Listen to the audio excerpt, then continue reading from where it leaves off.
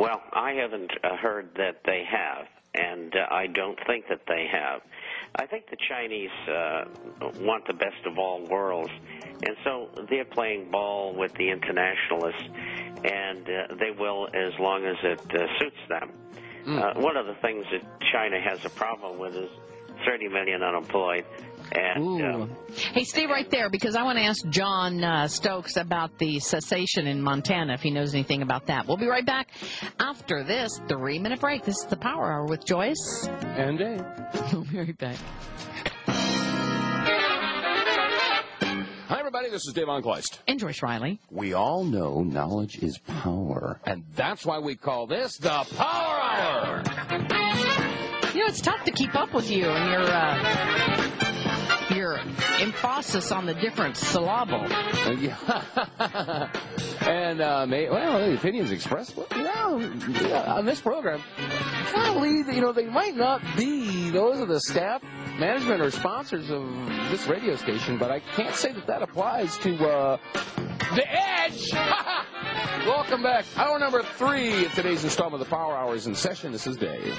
And Joyce, thank you for joining us in the Power Hour today. We are taking your phone calls. We are finished taking your phone calls because Dave is going to be playing the British Jim Percy for you. We're going to give you a couple of cuts from that, which I cannot believe. I heard this last night when Dave called me and said, "You've got to get to your computer right this minute." I just couldn't believe it. Let's go back to John Stokes, though, in Montana. John, what do you know about cessation from the Montana standpoint? Well, there's been a lot of talk about it since last year when they were trying to pass the gun control stuff. And I think that we basically laid down the gauntlet. If you do that, that's a tripwire and we're out of here. But mentally, that's been going on for a long time here because of one of the topics on our show is like government gets its just power from the consent of the governed. And quite frankly, we've been withdrawing our consent. Just forget about you people back there. So we don't need nobody's stinking permission or an exit slip, or a formal declaration. It's like, forget about you. We're done. Well, I want to know, did the idea that they're going to be transferring Guantanamo to Montana, did anybody say, wait a minute, I don't think so? Well, yeah, that's an embarrassment to our state because the county commissioners and the people that want that are just looking for job creation. I mean, what about the question, is it right? We should not be taking foreign nationals and housing them in our country because of a political party that declares them undesirable. Yeah.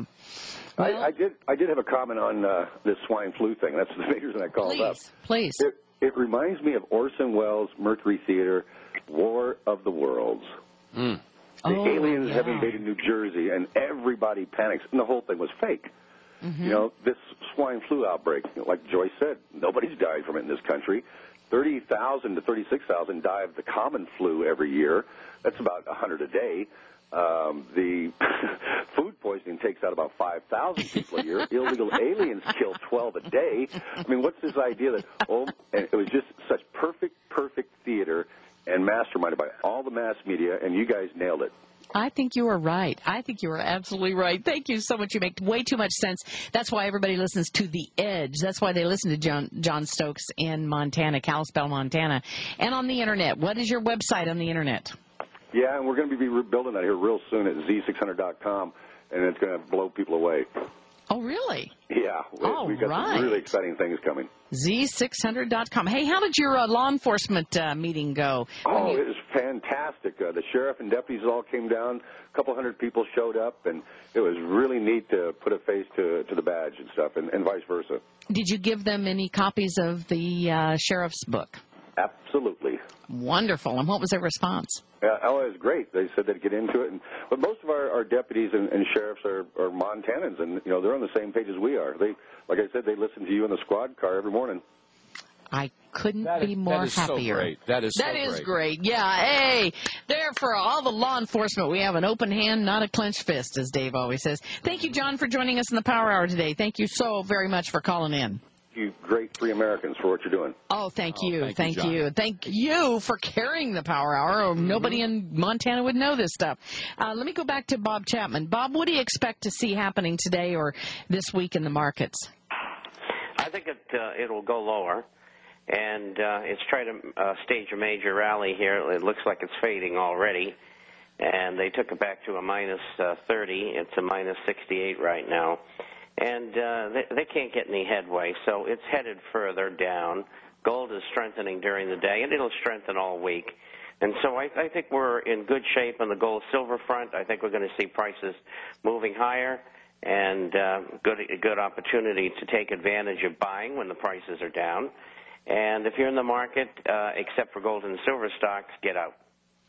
Interesting. Also, I want to thank George just sent me an article, venture capital firm set to reap the rewards on swine flu. They're already looking at who's going to make the money from the swine flu. Yeah. Thank you, Bob Chapman, for joining us today on the Power Hour. Thank you so very much. Well, thank you. I'll see you next week. You got it. 877